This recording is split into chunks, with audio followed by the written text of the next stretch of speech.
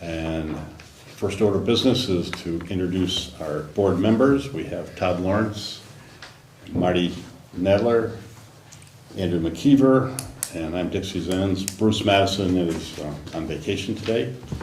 Also with us today we have Mark Johnson, our road foreman, and Jeff Dexter, chair of our energy committee, who does tons of great work. We'll be reporting on some good things today. We need to approve the minutes of November 11th. Do I have a motion to approve the minutes? So moved. Do I have a second? I'll second. Okay, any changes, additions, corrections? All right, all in favor of accepting the minutes as written, please say aye. Aye. Opposed? All right, minutes have been accepted, thank you.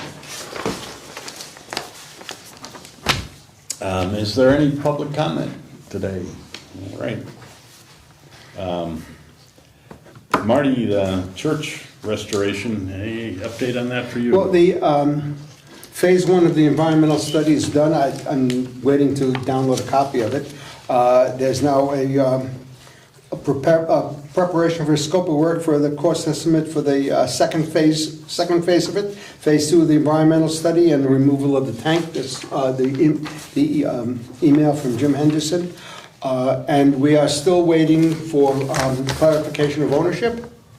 Okay. And I think the first part of the structural study is done.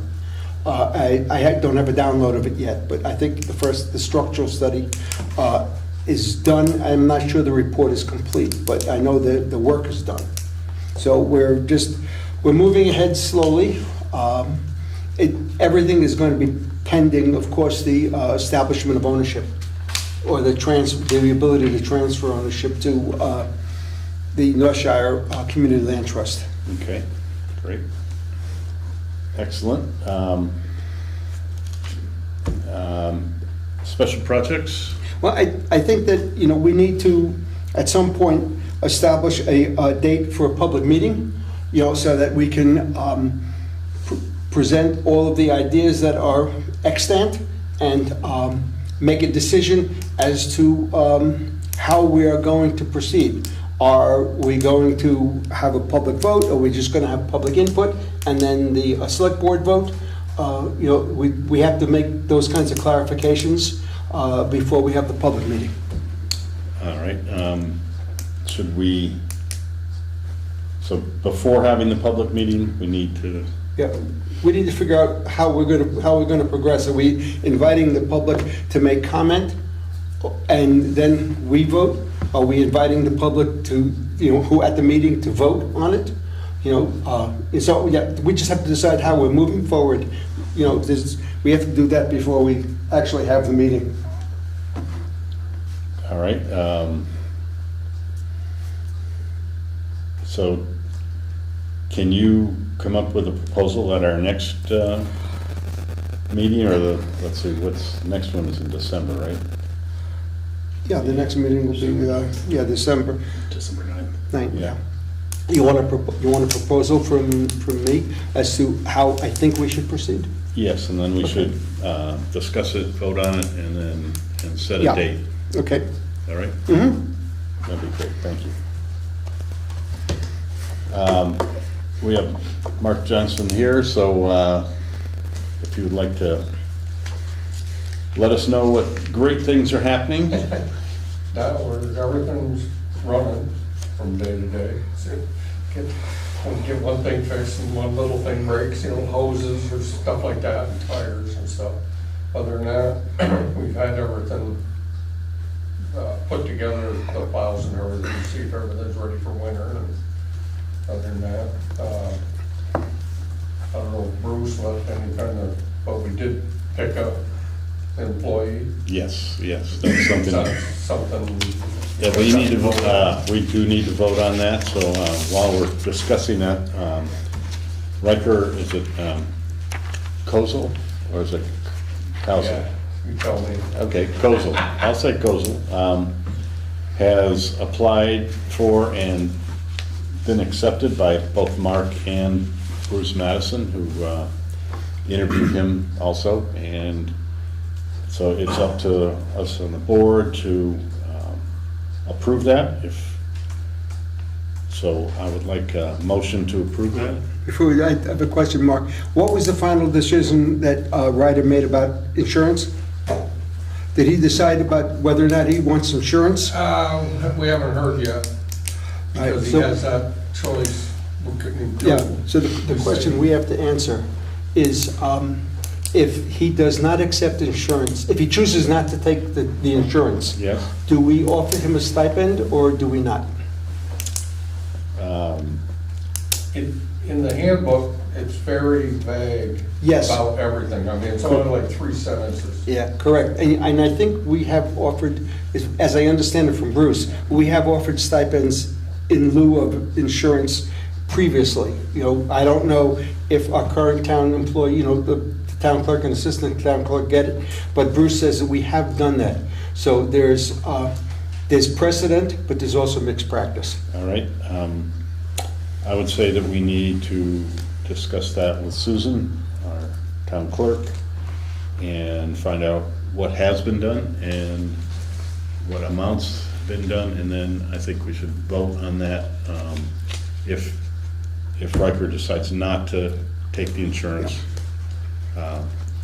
we'll bring that up next meeting. If we have that information next meeting, we can discuss that. So I will make a motion that we officially hire Riker Kozel as a member of the Sunderland road crew. Is that the correct title, road crew? Yeah. Okay. Do I have a second? I'll second. Any other discussion on that?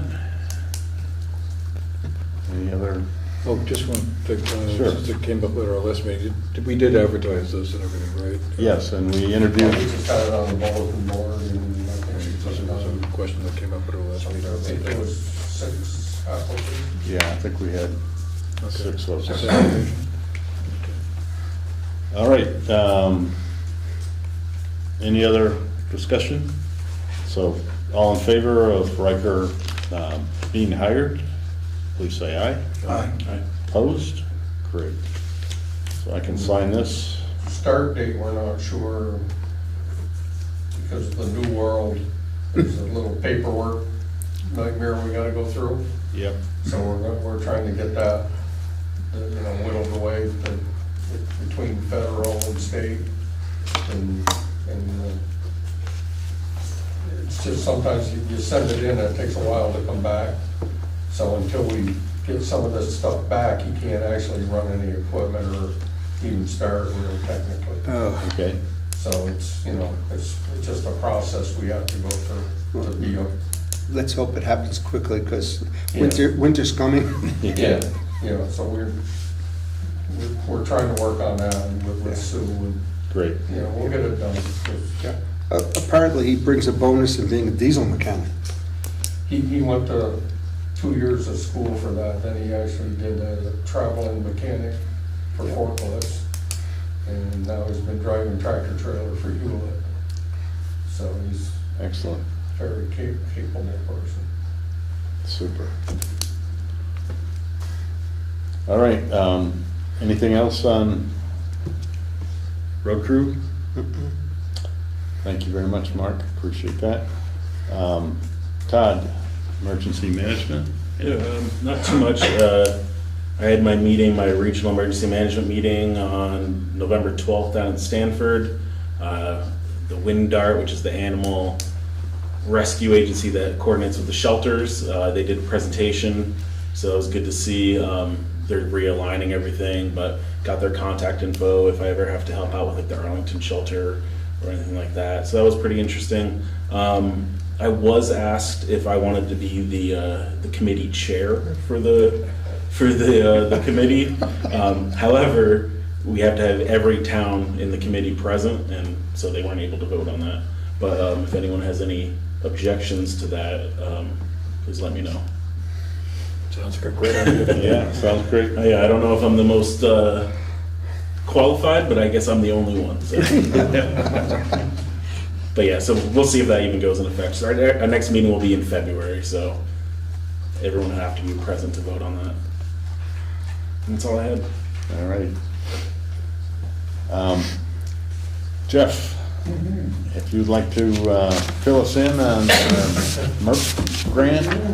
Okay, well, the MERP, Municipal Energy Resilience Plan, statewide program, was set up through Act 172, which was something like $35 million that the state set aside of their ARPA money to make town and city municipal buildings much more energy efficient. As you probably remember, we had 2 audits done, one at the town hall, one over at the garage earlier this spring. They came back recommending a great deal of work at the town garage, as we can imagine, and some work here. About 2 weeks ago, we were approved for $206,000. Let's see, I broke that out, that's approximately $55,000 for town hall. What that will include is a heat pump in here, so you'll have electric heat and air conditioning. Programmable thermostats, which I'm still wondering if we don't already have them when you look at them. We've got to check on that, that's a small item. I think they are. Yeah, so I think so too. So that would be something they wouldn't have to install. They're going to insulate and air seal the foundation, air seal the doors. We are getting a solar panel on the roof, solar panels, 4.5 kilowatt solar system on the roof. They've approved us for an EV charger, albeit a level 1. Anyone who has an electric car knows that a level 1, in about an hour, you get maybe 6 miles at it. So it's a start, but it's, I think, $2,500 is what it costs. And they're going to put LED fluorescent or LED lights in the exterior of the property. That's the $55,000 for the town hall. Town garage, air-to-air heat pump to supplement or work with the propane-fired heater. I think the idea was that Mark would be using the heat pump heavy duty, much more than the propane-fired boiler. And I think, Mark, I don't know if you read, but in one of the grant agreement, it does say that it will be tied in with the boiler. And I don't know what that means, and I don't know if that's flexible or not. So my guess would be that it would mean that when you turn that on, if the temperature, this is the way it read, was really low, you'd also use the... Oh, the propane would come out? Right, Yeah. right. And I don't know if... It's infrared heat. Right. We don't have a boiler. Okay, I'm sorry, the infrared heat, right. We thought about maybe getting a new boiler, but they felt that Yeah. to also give air conditioning for when, wherever they're indoors. Those few moments of the day maybe, but...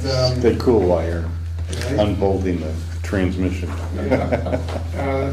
The biggest thing I think though is the insulation and air sealing of the foundation, the roof, the doors, and the walls. And last but not least, also a solar system on their wall to take care of the electricity needs, and maybe a little extra. I'm still not quite clear if we have extra from both of the systems here and down there, that we might be able to give it away to maybe the school, or how that works with a credit with GMP. But we'll find that out. The next step, though, is by Wednesday, 2 steps. Wednesday, I have to let Kelly Fishburne at BCRC know if we'd like her help. Is she on? Yes. Okay, Kelly's on, but she can chime in a second. But if we'd like BCRC's help in working out the engineering and project management side of this. Obviously, they don't just send installers and contractors down there. They'll be working closely with Mark and his crew to make sure the timing is right, what goes first, what goes last. They're not doing the solar while they're insulating the roof, maybe, things like that. And that would also be part of the grant. In the grant, the $206,000, $43,000 of that is soft costs, which are inflation costs for whenever this gets done, and also engineering costs like this to get the whole project going. BCRC has come up with 3 companies that they're recommending that would be project managers. Callie can let us know who picks which one of those 3. But as you can imagine, there aren't a lot of contractors. There's, at least by my count, 8 towns in Bennington County that were awarded similar grants. At least 3 others, including us, are working on their town garages.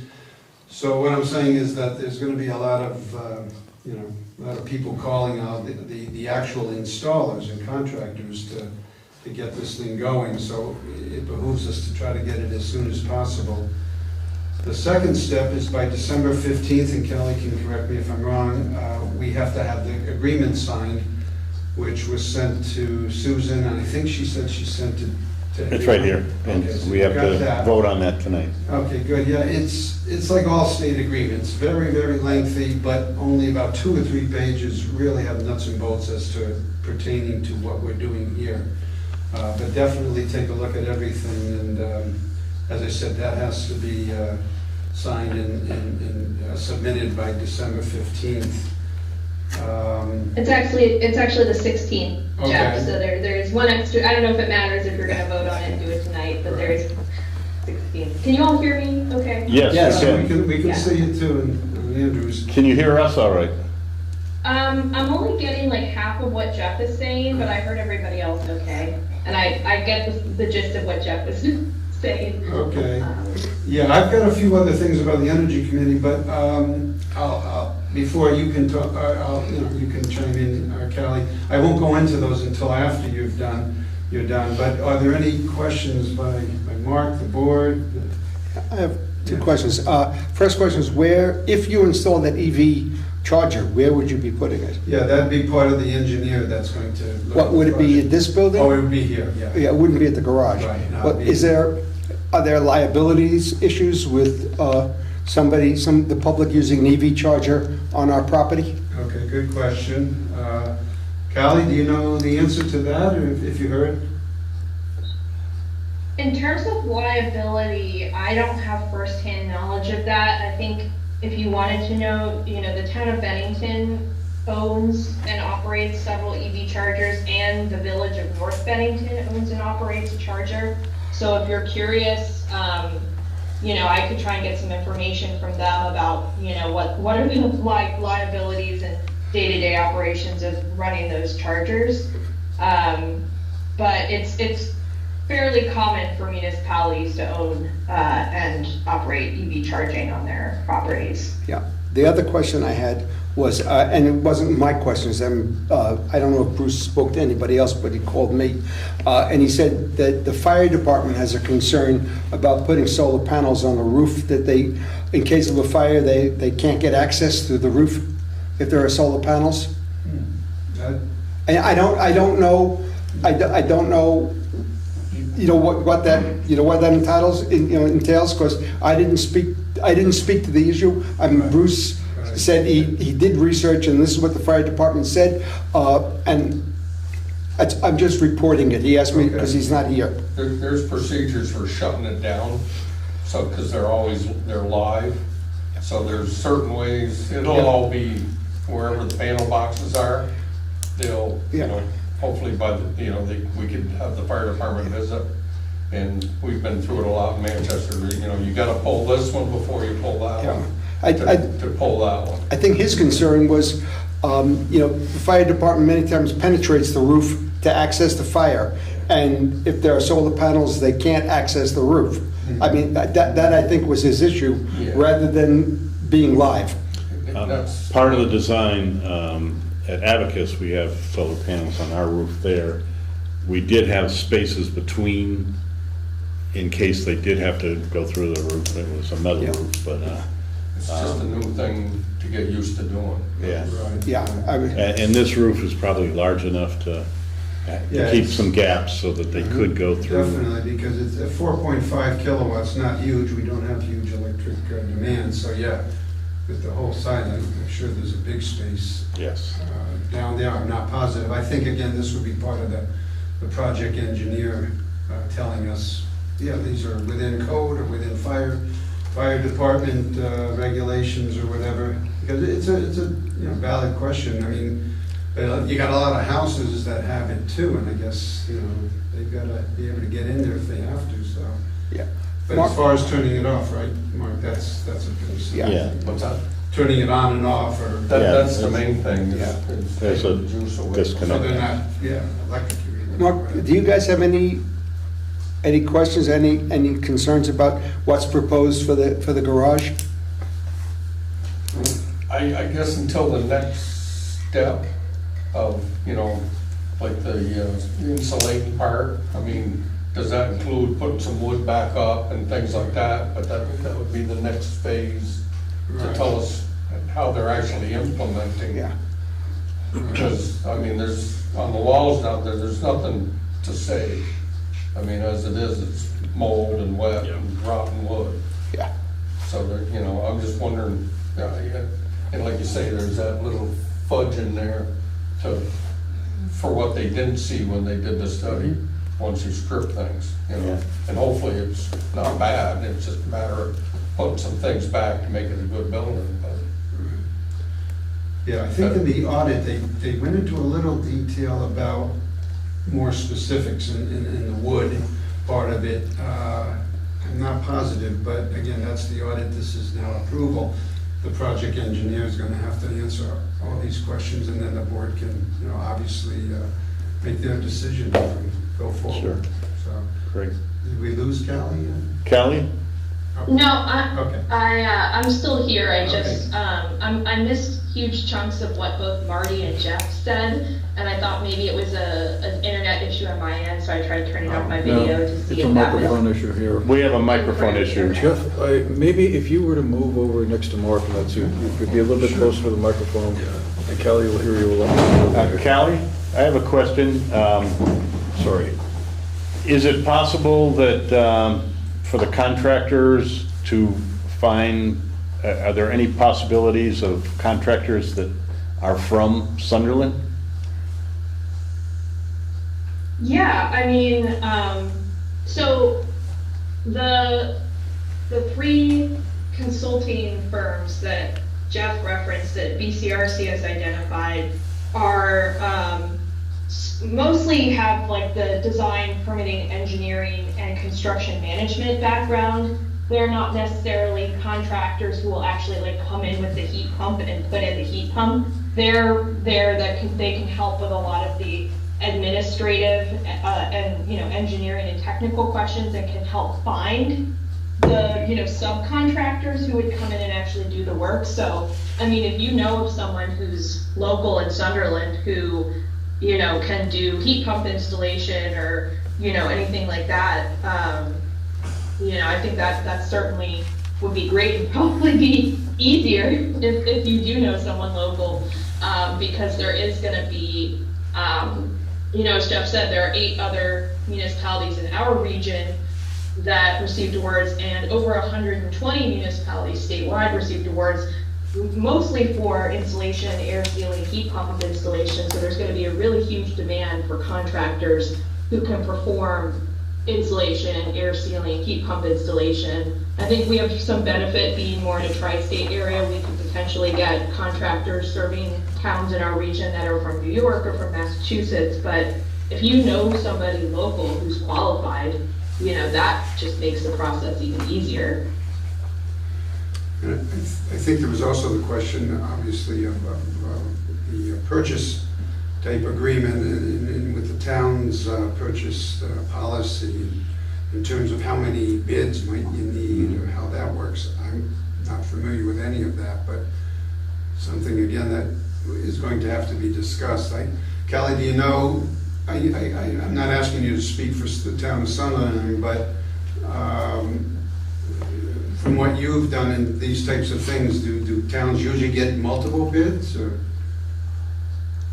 And see, that's where I don't have a lot of expertise in actual like construction and renovation projects, and that's one of the reasons we've lined up these 3 firms that we identified. BCRC put out a request for qualifications for firms that were interested in providing comprehensive services to municipalities that could include project development, like engineering work, design work if it's needed, identifying what permits might be needed, if any, and then actual construction management services, so helping with the bid process and identifying subcontractors who can actually do the work, and then actually helping to supervise the work, sort of as a clerk of the works position, if you're familiar with that. And it depends on the complexity of, each municipality is gonna have a different level of complexity with their project, but I personally don't have a lot of experience in, going out to bid for, contractors for this type of project.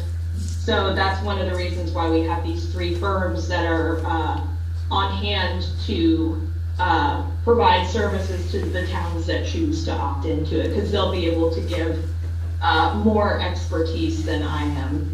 I can just advise on the particulars of the program itself and, help with some of, the administrative and reporting, and compliance requirements in terms of, the grant side management.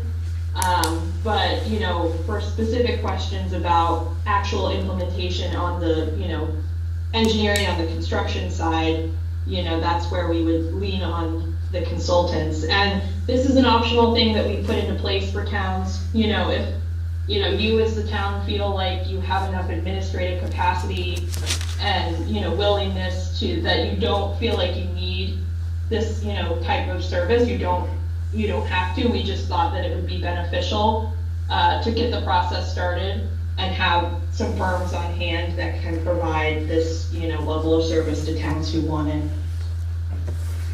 Callie, are you familiar, are there state contracts for the equipment and, and/or materials that we could access so that we don't have to go on a bid process? Yes, I believe so. So we had initially asked the state agency that's overseeing this program, Buildings and General Services, if they could do like a bulk purchase of heat pumps or other types of equipment for municipalities. And they said, no, they couldn't do that, but they do have on their website, they have a list of pre-qualified, contractors for a variety of different building related services that, towns can reach out to that have essentially gone through a pre-qualification process by the state.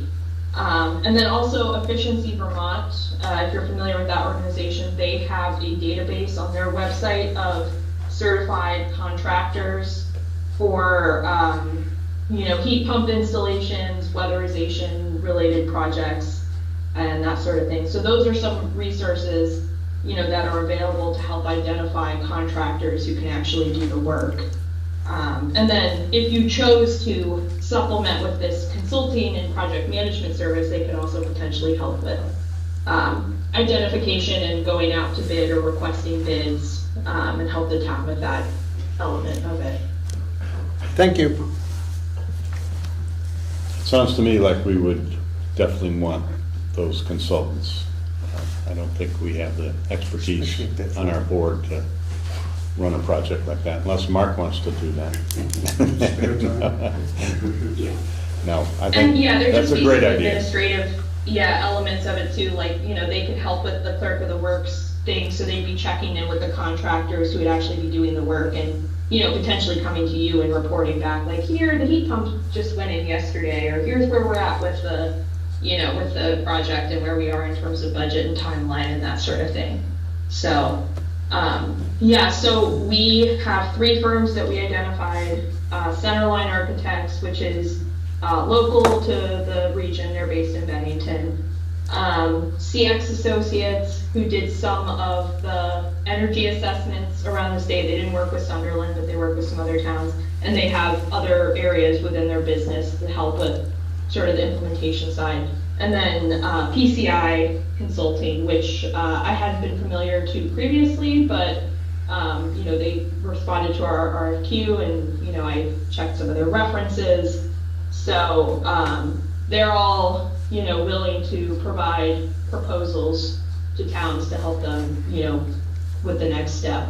So, yeah, so what I had asked, you know, the municipal MERC contact, so this went to Jeff, was if towns are interested in that, to let me know by Wednesday, because next week, when we're back from the holidays, I'm going to be prepping proposals based on each town's project and scope of work to go out to these consultants. And then, you know, their responses would be made available to the town to see and to ultimately approve and decide if they want to move forward with that consultant. Excellent. And then also if the town has a sense of how much of their soft cost budget they want to allocate to the consultant. Yeah, I think I mentioned that we've got the 43,000 in soft costs approximately. And I think Callie had said some towns are a third of that, some are more than a half. The downs, I guess, what would be the downside of not allocating enough of that at this point, Callie? We would have to pay it ourselves, or what? Or do we just allocate all of it? I mean, Yeah, I mean, so I guess like the question would be if, you know, I think some of the other towns that I've already heard from chose, you know, not to allocate all of their soft cost budget, because there could be some unforeseen other costs, like, oh, we have to get this permit or whatever, you know, could come up. And, you know, the cost of, you know, applying for and getting the permit could, you know, be X, and so some unforeseen expenses. So, you know, that could be the argument for not just saying, oh, you know, going with all of, you know, the soft cost budget. And then, you know, I think part of the reason I'm collecting that information is so that, you know, I can put that into the proposals that I send to the consultants and say, here's the not to exceed amount. So what can you work with, you know, within that, you know, budget, and let's come up with a solution so that it doesn't run over, so that the town isn't responsible for paying any additional expenses beyond the grant funds.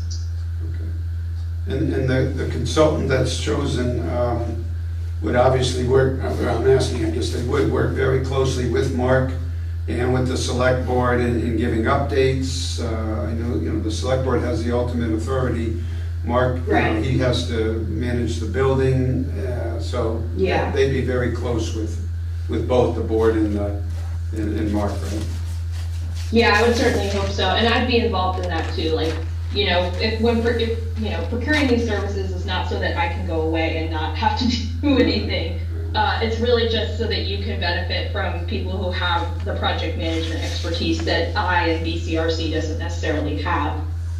But yes, one of the things that we put in our RFQ is that we would be looking for someone, you know, in the construction management phase, that regular reports to the, you know, to the select board or as requested would be a requirement. Okay. So Kelly, are you going to get actual figures from these folks as far as quotes for this estimate? In terms of the consulting Yes. services? Yes. Yeah, so, you know, what I'm trying to do when I put out the proposal is give them a not to exceed price and saying, you know, that your entire scope of services, the cost for it cannot exceed $10,000, let's say. And then see what, you know, they can come up with in their proposal that, you know, is under or just meets that limit. And then, you know, ultimately, when I get the proposals back, those will be shared with the towns, and it'll be up to you if you want to actually, like, enter a contract with them for consulting services. And, you know, you won't be, just like with a typical RFP process, if someone responds to your RFP, you're not obligated to make, you know, to make an award. So it's possible, you know, that you get a response back and you decide that you don't want to move forward with it. So, saying yes to this stage of like, yes, well, you know, I'll put out an RFP for consulting services on Sunderland's behalf, doesn't necessarily obligate you to enter into a contract with that consultant. That would be a separate decision that you would make as a board once you've had a chance to review the proposals. All right. So tonight, you just want to know, yes, that we'd like to at least start the initial step, and what percentage of our soft costs? Yeah. Okay. Yeah, and to remind you that the agreement needs to be executed by December 16th. Okay. First of all, thanks for working and getting the grants and all that. I guess my questions are, I just don't know what projects that we're approving. I know the stuff that's been in the energy assessment, but I'm not sure what we've agreed upon with the MERP grant, because there's a lot of stuff that I'm not sure it makes sense for us to do for the projects. So I don't know, I kind of think it'd be helpful to, there's two projects, you have a town hall, town garage, and then before we vote on stuff, go down the list of what the projects that we're approving are and discuss those line by line. That's my opinion on things. Because there's some stuff that I'm not too sure, just because we have the grant money that we should be doing. Would there be a downside to doing them, you mean? Well, I just think, like the vehicle charger, it's not a lot of money, but I don't see a benefit to do it. Who's paying for the power? Also, it's a class 1, so you only get 5 miles per 1 hour of charge. We're not in a downtown area. So we're not trying to lure people in with that kind of incentive, and then we're gonna be tied with any kind of maintenance. So like the car chargers, I think the foundation insulation for this building might be not needed. $60 a year is the estimated savings, a payback period of almost 30 years or 20-something years. So like stuff like that, before we kind of agree as a blanket item. And then if we don't agree with the full amount, then we can amend it, and then that money can go back to the pot, and other towns that maybe have other projects that might be more valuable environmentally might have an option to do. I think for the town garage, there's a lot of questions on the structural usage of the town garage and whether it makes sense to put 100,000 plus maybe into the town garage if there's a lot of things that need to be done with it. I don't know about solar on the roof, if the solar can even go on the roof. The heat pump, it said in the energy assessment that at the current kind of usage, it might not even be able to support a heat pump in the garage with electricity. So stuff like that. So that's everything.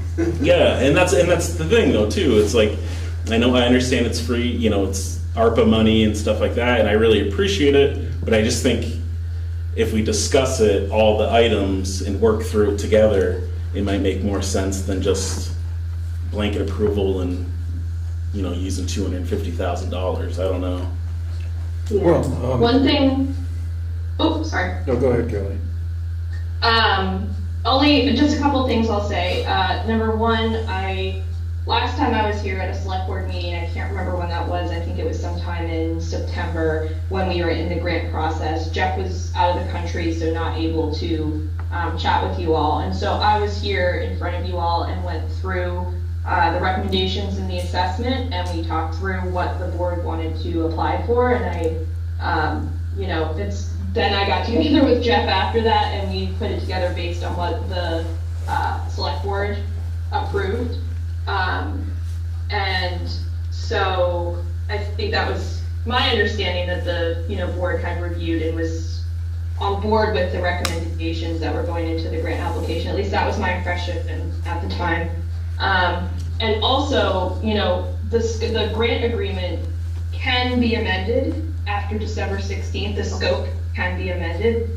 It's fairly common for grants, grant scopes to be amended because of, changes in costs and that sort of thing. So, there's a pretty short timeline to get your grant agreement executed and submitted to the state. If they don't have grant agreements by December 16th, they've been very clear that they're considering that the award is forfeited if they don't get a signed grant agreement from a municipality by the 16th.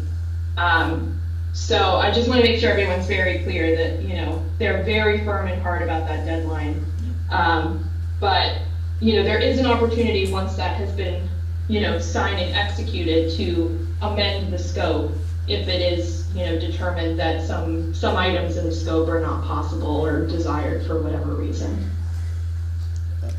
my thought is that the consultants that will be doing the design work would have a major input of what would be reasonable, insulation around the foundation, if that's $60 a year, maybe that's not worth it, but maybe we want to put 5 kilowatts of power on the roof to offset the electricity for here. So to me, I think the consultants that do the design work would have to assess the town garage and say, is that,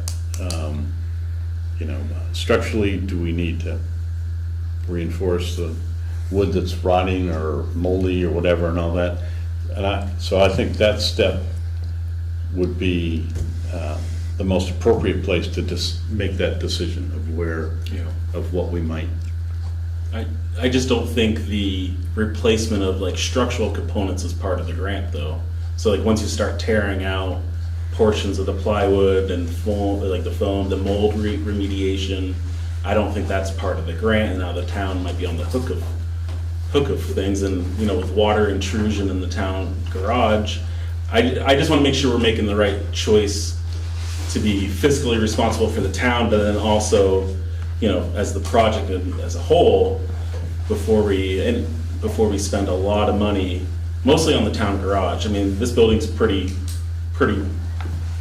it's new, so most of the stuff, reasonably isn't gonna really impact it too much, but the town garage, I mean, if we had more time, it'd be perfect for a bigger topic of what are we gonna do with the town garage. But now I'm just concerned, because I've been at places where they've spent a lot of money only to turn around and just tear it down later on.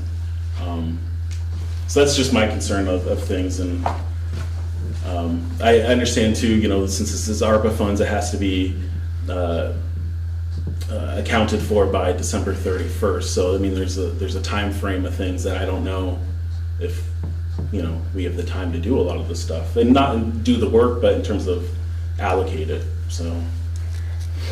Callie, as I understand it, it really is incumbent upon us to approve the entire grant application and request, and then we can choose to spend only $50,000 of it. Is that right? Yeah, theoretically, yes. If we had more time, again, the ARPA deadlines are what is causing the state to really be firm about, like, December 16th, get your award in, or get your agreement in, or you're not getting an award. And part of that is because of the ARPA deadlines that Jeff and Todd just talked about. And they've also said because of that tight timeline that they don't have a capacity to amend or make corrections or adjustments to a scope during this period prior to the 16th. Unless it's like a clerical mistake, like the address is wrong or somebody's name is wrong or something like that. So you could fully execute, sign the agreement as is, and then go back and amend the scope after the fact. The only thing being, if you only end up spending like $50,000 of your award, and that leaves, let's say $150,000 on the table, because of ARPA deadlines and whatnot, I'm not sure that money, I don't think, could get reallocated to another town. I'm not actually sure what would happen to it, because it wouldn't, have been obligated by, I'm honestly not sure what would happen if you, were only able to execute and spend $50,000 of, like, let's say a $200,000 award. Well, we wouldn't be required to spend all of the money if we didn't want to. No, you wouldn't be required to. But I just don't know, like, it wouldn't be like just reallocated back into the pot and go to another municipality. Yeah. They wouldn't be able to do that because of ARPA restrictions. So no, you wouldn't be required to spend your full award. I don't even know how they could make you spend the money if you aren't actually able to. I just don't know what would happen to that money. It wouldn't go to another town, you wouldn't draw it down. So maybe that's not a concern of yours, that's more of the state's problem of what they would do with that, extra money. Did the grant, did it include batteries or no? Battery packs or no? Battery storage? Yeah. Yeah, we had asked for that, right, Callie? But I didn't see it in the list. Yeah, I think what they did, they trimmed a couple of the asks for some towns. Like Sunderland got almost its full request, but not all of it. So I think they were either, the way they were trying to cut down on some scope so they could award as many towns as possible was they were typically cutting either batteries or they were reducing the size of the solar array that was requested. So, Callie, can we choose to substitute the allocated money? Like if we decide not to do something, could we then use the money for battery packs, for battery storage? If it's not in the scope in your grant agreement, then probably not. Okay. I was gonna say anyways, we have federally funded generators that meet more resiliency and time frame anyway. I just want to make sure they weren't in there because that's one thing that I was kind of against, just because we have the propane generators that are federally funded. So, yeah, those are my questions. I mean, I'm just one person, so. One thing I noticed on page 16 of the audit, the energy assessment for the garage, it does go into some detail about removing all the existing plywood, fiberglass insulation, replacing it with 7-inch closed cell. There's a lot of technical stuff there. Callie, I was wondering, I'm assuming that the grant, people that approved the grant, that they went through the audit and that's where their numbers came up with, right? What was suggested there in terms of, here it mentioned $65,300 for the air sealing of the garage.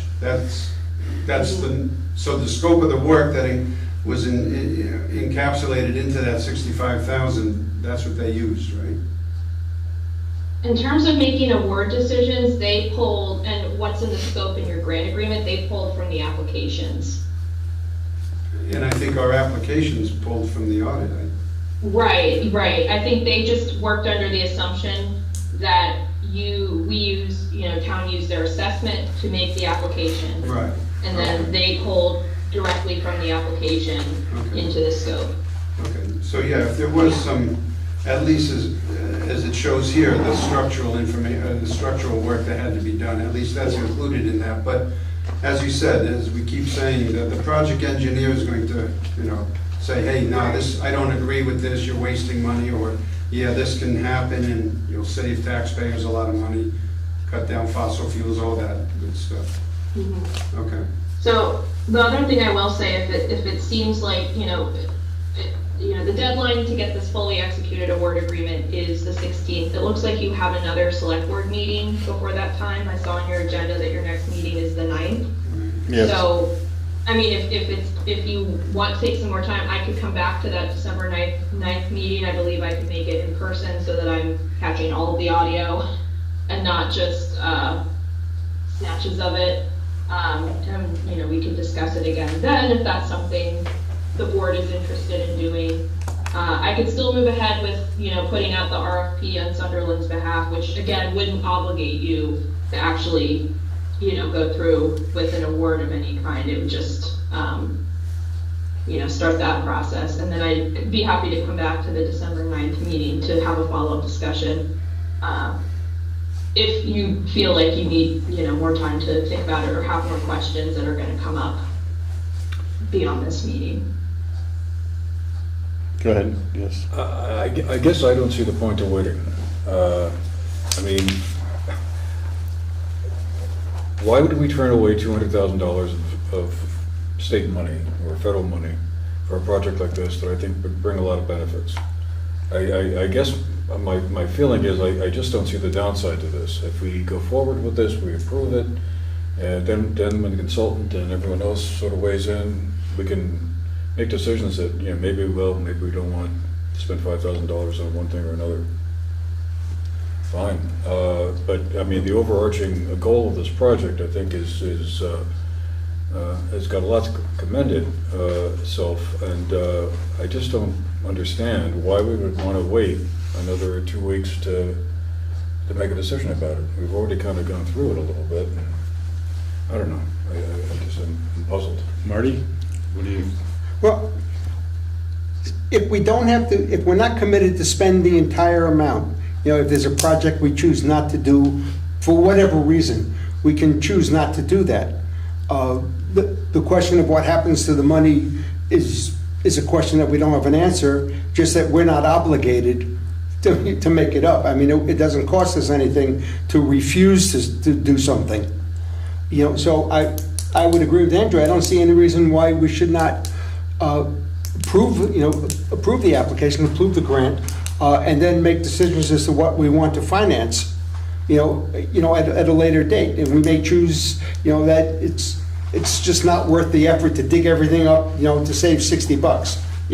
But that's a decision we don't have to make today, but it's a decision we will never be able to make if we don't approve it. Right. Todd? If we have space between our next select board meeting and the December 16th time to amend it, I don't see why we can't wait and have our other selectman here to give his input for a $250,000 grant, which has 210, which has implications, of maintenance costs, other kind of costs to it. It's not just free money. There's costs that, even though it's valid, I think a lot of the stuff is valid, and I'm not opposed to a lot of the stuff. I just think if we do have the time and we do have a missing member that has input on things also, it might be beneficial to hear what they say, and then also go through what was awarded and vote on in the next meeting. I don't see what the problem is in terms of waiting 2 weeks to go over more of the data and see if we can pare down some of the items. Because it does say in the state FAQ, if we do amend our amount awarded by December 16th, then there is a possibility that it could be awarded to some other towns. Afterwards, then it just becomes ARPA money that goes probably back to who knows where. So, I mean, I just think, it doesn't hurt to wait to give somebody their opinion in person and also look through things. But again, I'm just one person. Let's hope we have a quorum at the next meeting then. But I mean, like I said, I'm one person. You guys have a majority. You can vote against me. It's okay. It's not that big a deal. But I mean, I just don't see, for a project this big, the need to rush if there's time frame. But we can't really modify the scope and still submit this. Is that correct? Are we? Well, tonight, we just have to let Kelly know about the project engineer, that we're okay with going ahead with that, because that deadline is day after tomorrow. And that, what percentage of the 43,000 will we allocate for the project engineer? That's the first thing. And yeah, anytime before the 16th, you've got to sign the agreement. Well, if we sign the agreement, can we modify the agreement before we sign it and say we only want 170,000 of it? Is that how it works, or do we sign the agreement and modify it afterwards, after we choose what we want to spend the money on? Was that, I'm assuming that was to me. Yes. Yeah, because the question. Yeah, okay. Yeah, so it's a little bit tricky, and I am actually now looking at the FAQ that I believe Todd was just referencing to make extra sure. And yes, there is, the very last question on the FAQ says, what if our community would like to take a smaller award amount in order to make more funds available for communities? And the answer to that is, if an awardee would like to take a smaller award amount, they will need to reach out to BGS as soon as possible prior to December 16th in order for BGS to generate a new award agreement and reallocate the remaining funds to the next eligible applicant. So in theory, it is possible, but, you know, you'd have to decide that very, very soon in order to make sure that, because the December 16th, you would still have the December 16th deadline to execute the new award agreement. So that would need to be identified as soon as possible so that they can generate a new agreement and you can still have time to sign it by December 16th and return it by December 16th. So, After December 16th, you could still make amendments to the scope and pare it down if you wanted to. It's just that we don't know what would happen to that money. So Which again is not something that you necessarily have to worry about what to do with that money. That will be on the state, But if we decide at our next meeting on December 9th, that gives them 7 days to, Yeah. for us to analyze it and come up with the amounts and change of scope or whatever, and figure out how much money we should allocate, and have them rewrite this grant, it doesn't sound like there'd be enough time. I mean, maybe we should just not do this. I think, and my the other pers- thing. Go ahead. Oh, sorry, Dixie, because of the audio thing. I'm sorry, I didn't mean to talk over you. Go ahead. Oh, okay. So, and the other thing I would, why I think I would advise against, significantly reducing the scope is that it's possible that, estimates for the actual work could come in higher than what was originally budgeted. In fact, that's very likely to happen, just due to inflation, or, depending on what contractor you go to for a heat pump installation or for weatherization. And so, I would be nervous about you reducing the scope and then, things coming in over budget for the remaining items in your scope. And, you then, and then your project being over budget, and you could have used some of that money that you pared down from your scope. That would just be something I would want to make sure you're aware of. Personally, I'm thinking letting the project engineer tell us structurally you can't do this, as opposed to, no, we don't want this, we don't want that. I mean, everything saves some money, and we're here to save taxpayer money, obviously. And, if that's the only guiding issue, I guess we'll have to deal with only saving tax dollars. I've got a lot more issues to deal, that I can throw out there too. But in any event, having the project engineer sort of guide us as to what you can and can't do, I think that's the way to do it. That's just me. I would agree with Callie. I mean, I'm concerned that if we eliminate some funds and then everything comes in, or some things come in over what we estimated, because that estimate was put in months ago, and we're probably not going to buy it for months to come. And I can't imagine the price of anything going down. I can only imagine the price of everything going up. So I would hate to have us cut things off and then not have a reserve, to call it, if you, for nothing else, call it a reserve. Even if we choose not to do a project for $25,000, if that $25,000 could become a reserve to cover inflation costs. Well, and that's part of what that soft money is, right, Callie? Yeah, but if we spend a lot of it for consulting work, it doesn't leave us a very large reserve. That's what I was asking. So she said it's anywhere from, 30% up to 60% that other towns have done.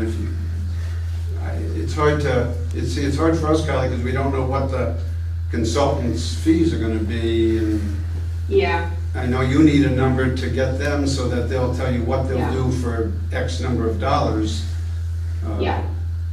Yeah, I mean, if it's helpful at all, so like the couple towns I've heard from already about opting into that service, one of them was Arlington, and they only wanted to use a third of their soft costs, for the consultant, and that I think in part also makes sense because they have a full-time town administrator who can, you know, take some of the project management responsibilities, whereas Sandgate wanted to use, I think, like three-quarters of their award, of their soft cost budget, excuse me, for consultant costs, because they're a very small rural municipality with, like, you know, very minimal administrative capacity. So if that helps in terms of the soft cost allocation decision, you know, you could think of it in terms of, you know, based on those two baselines for those two towns.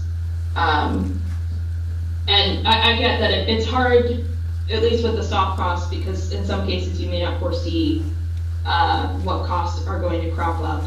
And, you know, we don't know exactly what cost estimates are going to come back for actual installation of heat pumps and insulation and air sealing. The assessments have a cost estimate in there that's based on, you know, an industry standard and, you know, that point in time. You know, Sunderland's assessments were done back in May, I believe, of this year.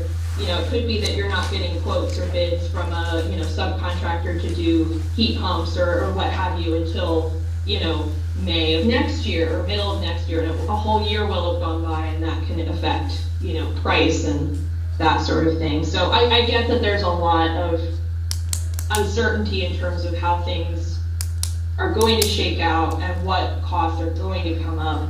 So it's a lot to process, and I think just using your best judgment and trying to do as much as you're able to with the money that you were granted is what I would recommend. I just have one other question. Go ahead. Just the question about, because the priority for the grant is more of like the weatherization, right? And so the funds that we're awarded, the priority is the weather insulation down at the garage or here, and then that would technically could eat into the budget for the solar panels, correct? Like the solar panel funding priority is less than the insulation and all that stuff. Correct. So in a situation where the entire project is over budget and you have to pare down the scope and only focus on certain things, then yes, the priority is the insulation and air sealing, and then after that, the fuel switching, which would be the heat pump installations with the resiliency measures, as they're called, which is the EV charging and solar, as the lower priority measure. So that would, again, be a situation if things are coming in higher, which again, I would just say all the more reason not to pare down your scope, because I think if anything, estimates for all of this work is going to come in higher than what's in your assessment, not lower. Just because passage of time and, you know, market conditions for contractors, they're going to be in very high demand in the next couple of years for this program. So, yeah. I'm sorry, I realize I can only give you broad strokes. No, it's okay. Here. No, but you're absolutely right. The Yeah. price of labor is not going to come down. And the greater the demand for the contractors, the higher they're going to, the higher the rate they're going to charge. No, so, I mean, I would, while I'm sensitive to the fact that the state might be able to get some money back and use this some other way, I think our first concern is our own money. And, you know, and if we need to not do a project because the other projects had cost overruns, I would rather leave a larger reserve. And then, I mean, it's distinctly possible that the state may take all of that money and decide to put a sister project in place. You know, in the next 6 months with whatever money comes back to them, you know, not reallocating the money for this project, but creating a whole new project. You know, with Yeah, most likely, I'm sorry, because of the audio issues, I feel like I keep cutting people off. No, you're good. I think don't know for sure, but I think most likely any funding that doesn't get utilized by towns for MERV will go towards flood recovery efforts in, you know, northern and central Vermont. So, I mean, my idea is you were granted, what, $206,000. I would prefer that money as much as possible, if not all of it, stay in the region and benefit Sunderland as much as possible. You know, you were given that money by the state, and I would really like to see you use it. Well, I agree, and I would make the motion that we approve the grant, and if for some reason we turn any money back, and that could solve a flood problem in some other county, you know, that's fine, but I want to get first shot at the money. I second. All right, Let any me- discussion? Let me get Yeah. for the notes, 1 second. Marty, you were the mover? Yes. Andrew, you seconded? Okay.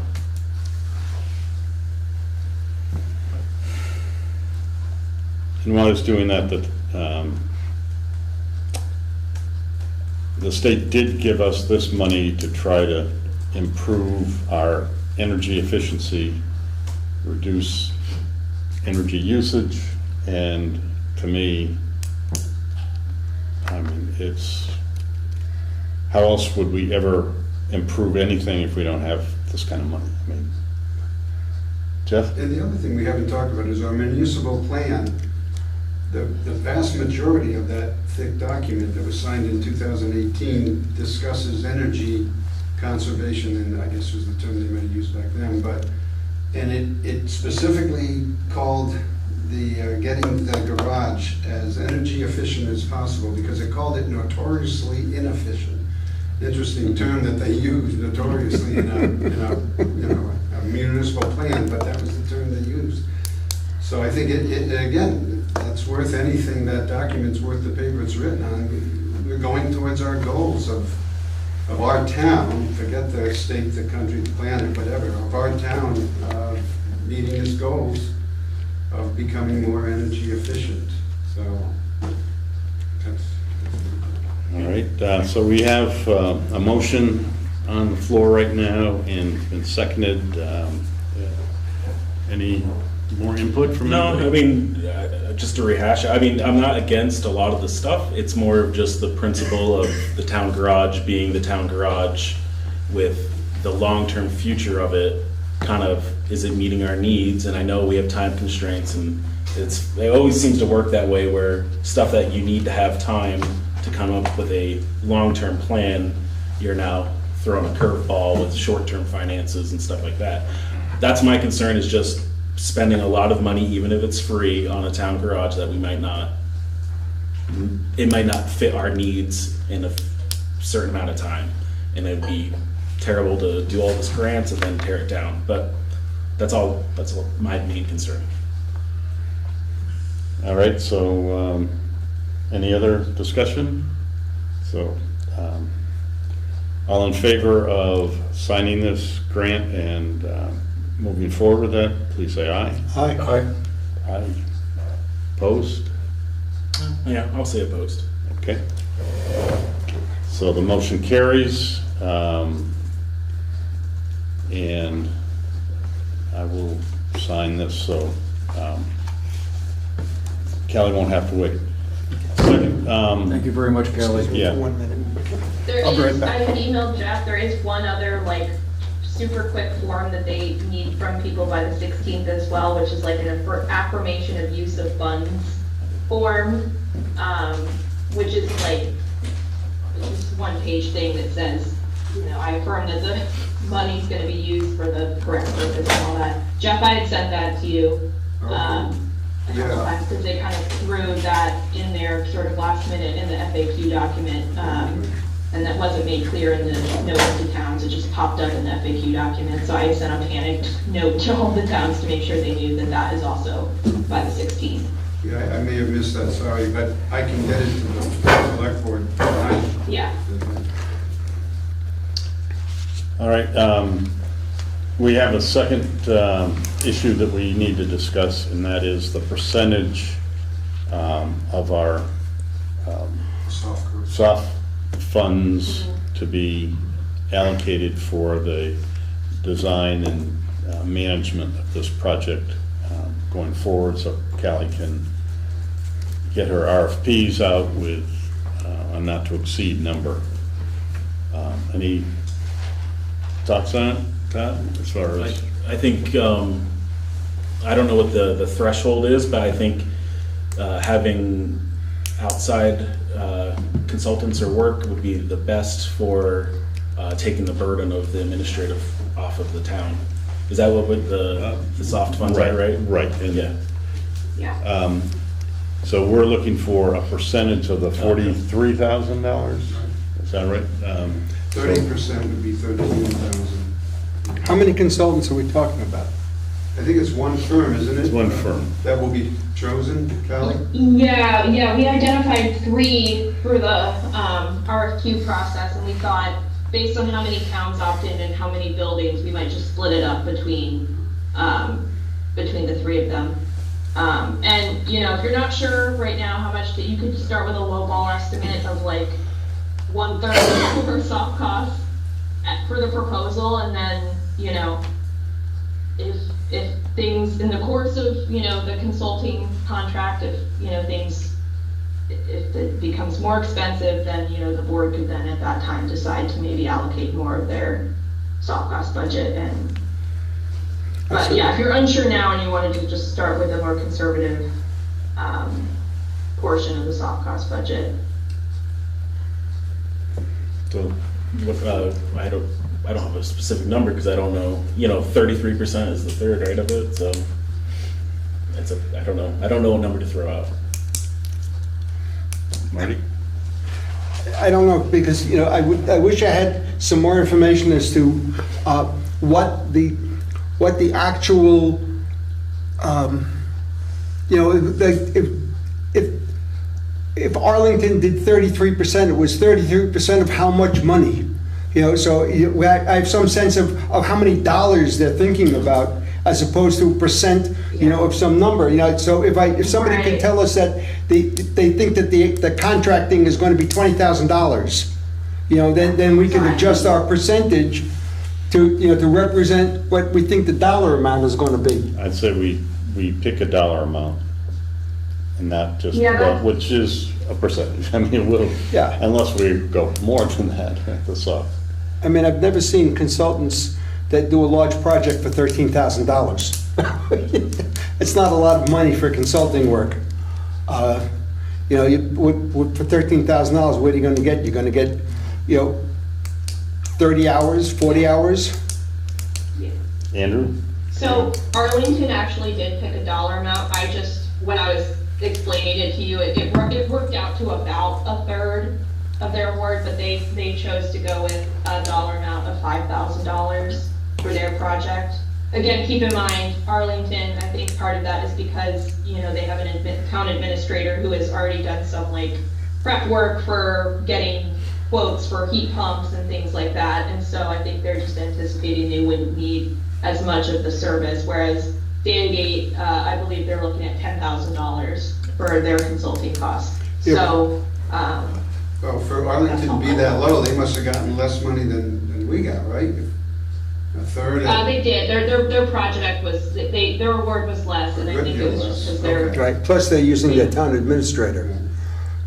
You know, why don't we start at like 15,000 or, you know, something like that? You know, with some dollar amount, and then you said we can adjust it though, right? Yeah, I mean, this is just for me to put in the proposal that will go out to consultants, and then based on what we get back from them, I'll be sharing that with you, and then, you know, you could decide in conversations with the consultant that you want to adjust that amount.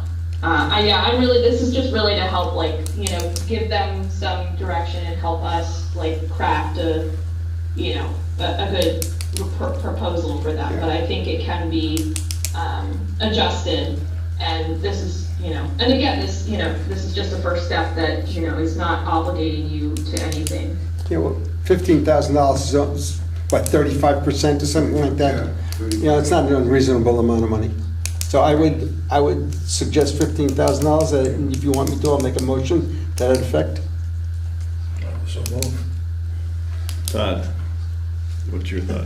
Yeah, I'm fine with that. I think, yeah. It's flexible anyway, I mean, it's just, Yeah, the only question I have, Callie, is if we put $20,000 in, the proposals are gonna come back at $20,000. If we put $15,000 in, the proposals are gonna come back at $15,000. If we put $10,000, You may not get a proposal. We may not get a proposal. Let me ask Kelly, if you don't, excuse me, Dix. So is it's not a pooled number that you're gonna tell the firm, here's what we've got. It's each individual town saying, this is our number, don't go over it, if possible. Is that how it works? In other words, you're not taking money from those 8 towns and then saying, here's the big number, can you do all 8 towns for this? No, yeah, what I'm doing is I'm crafting an RFP for each town that Okay. wants this, based on their scope of work. Okay, And based on the not to exceed amount that the town has said that they would like me to put for them. okay. And then beyond that, you know, when I get responses, you can have a discussion with the consultant about, you know, adjusting, like, in terms of like actually getting into a contract situation. You could discuss it, you know, and it could be slightly different than what was put in the RFP. So- So, Callie, if I understand this this, is just, I'm sorry, finish. Please finish. I was just gonna say, really, the point of the not to exceed amount is so that we don't get, you know, proposals from consultants for like, you know, $100,000 or just something, you know, because Mhm. consultants will charge what they think they can get. So, this is really just, you know, an initial guidepost to make sure that the proposals that we get from the consultants are not like just outrageously expensive. Right. So if I understand this correctly, if we put in a not to exceed $15,000, we'll get something back from some sort of proposal that says, for $15,000, this is what we can do. And then, Yes, that's- then we decide if that's not everything, then we can adjust it to cover everything or cover as much as we want it to cover. Yes, yeah. Okay, do you think that $15,000 gives them too much leeway?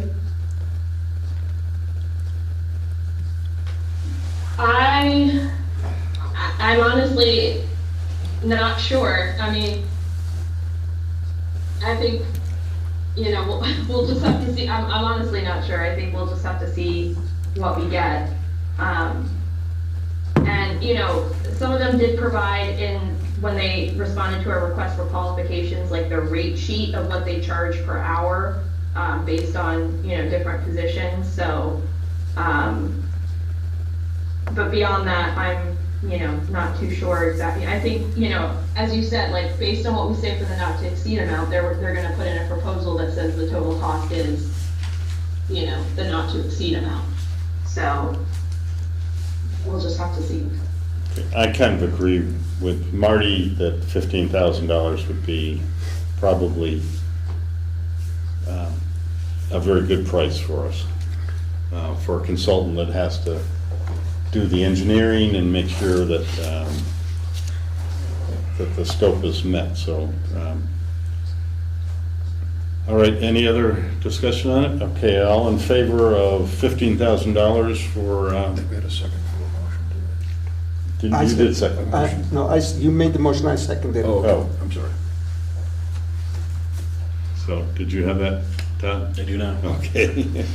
All right, so we have a seconded motion to pick $15,000 for the consultant not to exceed, and with the idea that if, after looking at the proposals, we may adjust that at a future date. So, all in favor, please say aye. Aye. Opposed? All right, motion carries. Callie, thank you for all your input. Thanks again, Cal. Yeah, thank you, Kelly. Sure, yeah, feel free to reach out if you have any other questions in the meantime. Okay. Thanks, I'm sorry to take up so much of your time. No, we need to clarify it, and it's really important. Yeah, Thank thank you. you. We appreciate that.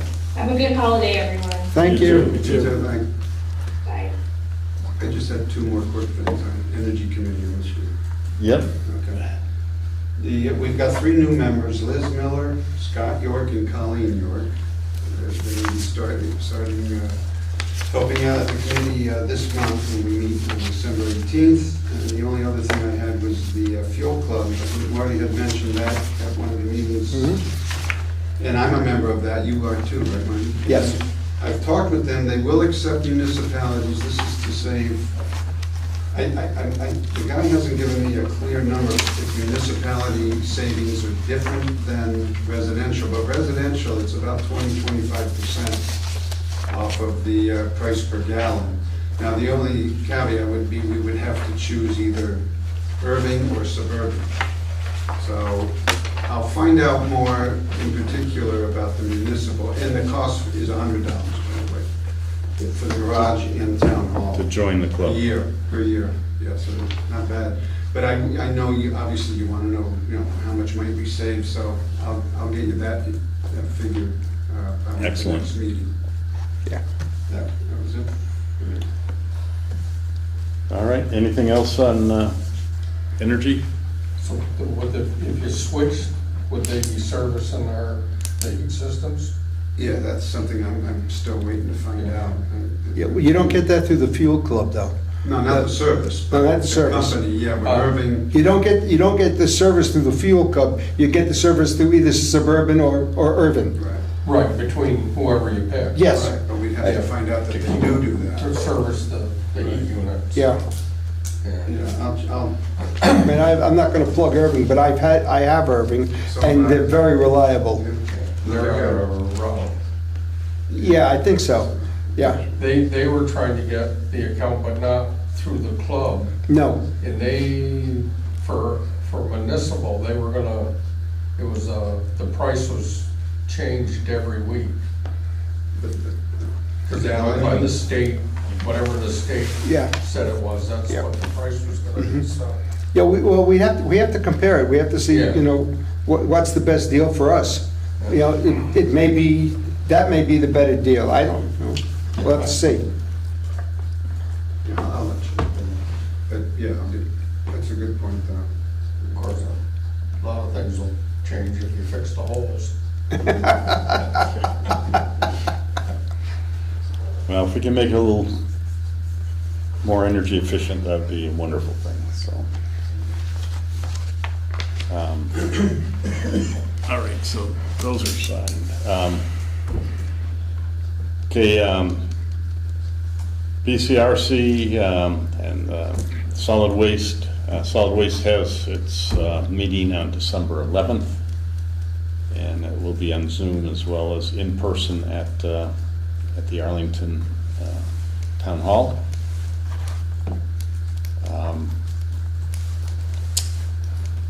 Also, I think Bruce Madison had discussed with some local residents and the operators at our transfer station that the cardboard dumpster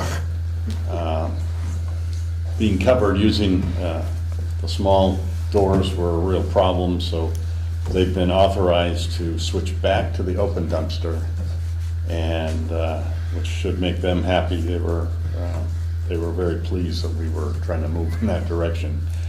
It's hard to put big sheets of cardboard in those little doors, so, and the cost of shipping is way more than the cost of wet cardboard. So they're going back to that. But I think the ultimate goal would be to cover all the dumpsters, and that's what the foundation up there has got posts and everything else apparently that you could put a roof over all the dumpsters and keep all the water out. So, but anyway, I think that Cassell has been notified that they can put their open dumpster back in for the cardboard. All right, next is the welcome sign. Welcome to Sunderland signs have been installed. They were as of last meeting also, but two, there was one remaining that was not installed and one that's going to be ordered. It's here. It's here? Yeah. Okay, so we have two for Route 7A. We have looked at spots that have to be a certain distance from the center line of the road, and I don't know, did Rob Zeef go over any of that with you? Okay, so Because it's, the south end is, there's no spot. So one of the questions, I mean, it's just the way Yeah. the lay of the land. No, It's you- kind right. of, any sign would be down in the pit, so you couldn't Yeah. see it, even with 40-foot legs on it. Could you put it on the bridge? we've got one below the bridge. Yeah, we do have one below the bridge, just, but the question was, on the south side of 7A, right where Red Mountain Road goes up, there's that little open field, but it's on the opposite side of the road. Is it legal or reasonable to put a welcome sign on the south side of, or southbound I could check with side? Patrick, I don't think that really matters, but Because when it, you, it's only flat a little bit, then it starts going up again. but it's, we looked at it and maybe we can go take a Yeah. look sometime and, Yeah. because right up on that, it's a little bit just before the telephone poles, you could put a sign. We looked at it and it would be 35 feet off the center line, which you need to be. Yeah. And it would be very apparent because you're coming up and kind of making that turn by where Red Mountain Road is, and that sign would be right there for you. Yeah. But I think the telephone poles might block out, Yeah, thanks for it's a visiting. little- But, Well, you're measuring here and there Yeah. to try to find what, because what we're looking for, the spot, I mean, it's just a plain drop off. yes, oh, yeah, we went all the way, they said it has to be within a half a mile of the, That type sign Yeah.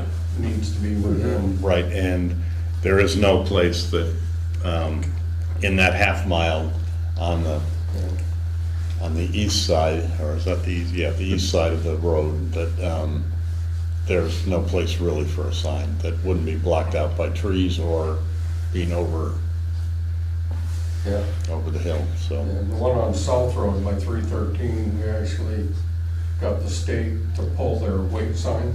Oh, yes, That was kind of, Yeah, just kind of, it's in a good spot. I like to see it. yeah, it's nice there. so they're moving that. They pulled it for us. Yeah, I saw that was out. Sooner or later it'll get put back up. As long as they don't put it in front of our sign. Yeah. Anyway, we'll, at some point, Rob Zeef would like to, I would like to join you if I can and see what looks reasonable. And we'll go from there. Probably after the holidays now. yeah, oh, yeah, Yeah. yes, yes. All right, yes? Yeah, I just wanted to thank the select board for doing that. I mean, you know, you may think of it as a little thing, but it's kind of cool to finally see, here's our board. I've had guests come up and say, I never knew where it started, where it ended. Yeah. And it gives you a little sense of community, you know, I mean, I don't know if it's, you know, you guys, but every time I drive by, I say, it's my town. Great. So, thank you, and thank you guys. Good job, you Yeah. did great. Yeah, Mark was great getting those installed, so we appreciate that. All right, next, any old business to discuss at this point? Let's see, was there any new business? Anybody? I just wanted, Oh, go ahead. You go ahead. all right, I just wanted to mention, at our next meeting on December 9th, Alyssa Johnson from the Vermont Council of Rural Development will be coming to give us the walkthrough on the community visit. I just wanted to, like, we've confirmed that. Oh, great. So she'll be here to kind of say, well, here's what's going to happen, or what needs to happen, and how it's going to work, and what's our jobs, and what they're going to do. That's something I just wanted to mention that, so we can get it on the agenda. What's her name again? Sorry. Alyssa Johnson. Okay. She is the community visit coordinator for Okay. PCOD. I had, regarding that email with Kathleen James, and Yes. Okay. I don't know if you saw, she replied back that, I think it's the Monday, January 27th meeting. I think, I don't have the calendar Yeah. like that far out, but that'd be I think the fourth Monday of the month. Isn't it second and fourth, right? Monday of the right. month. So Monday, January 27th, could be the tentative update from them. So they'll be here, great. Yeah, and Okay. I can reply back that will. If you would, that'd be great. And then just the other thing that we probably should think about too is the, from the town meeting back in, what was it, March or whatever, the employee appreciation meetings, right? As we're getting close to the holidays, we should probably start thinking about that kind of stuff. Excellent. But that's all I have. That could be a long conversation. All right, anything else under new business? All right, we do need a brief executive session, but I think after that we'll probably adjourn, so we...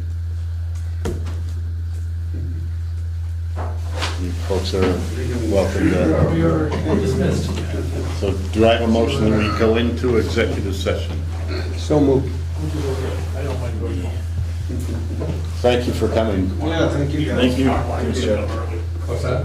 Morning stuff. So do I have a motion to go into executive made a session? motion. And second? Andrew, second me? Yeah. Okay. All in favor? Aye. All right. And that's at 8:30.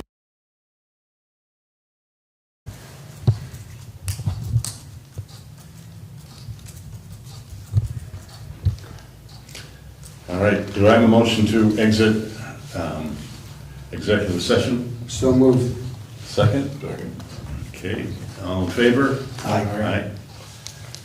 All right, we're out of executive session, and there was no decisions made during executive session, or no information to be distributed. We have a letter from the Northshire Day School saying that they are deeply grateful for the residents of Sunderland for appropriating $11,000 to the Northshire Day School this year. Your appropriation helps serve the children of Sunderland by providing quality, affordable, early childhood education. Please see the enclosed invoice for this year's $11,000. Northshire Day School will not be requesting funding from Sunderland in the coming year. Please let us know if anything else from us. Many thanks for your support. It's interesting. Yeah. Well, they had a gala, they made a lot of money, a lot more than they expected. They anticipated 20,000, they made like $51,000, so. Oh, great. So they're a little flush. good. Yeah, their deficit is a little smaller now. That's great. And there is from the Vermont League of Cities and Towns, December 11th from 10 a.m. to 11:30, there's a webinar on tax sale law update. So anybody interested in that, you could take a look. December 11th, that was, right? All right. Seeing that there's no other business, do I have a motion to adjourn? Yeah, motion to adjourn. Do I have a second? Okay, all in favor? Aye. Thank you. No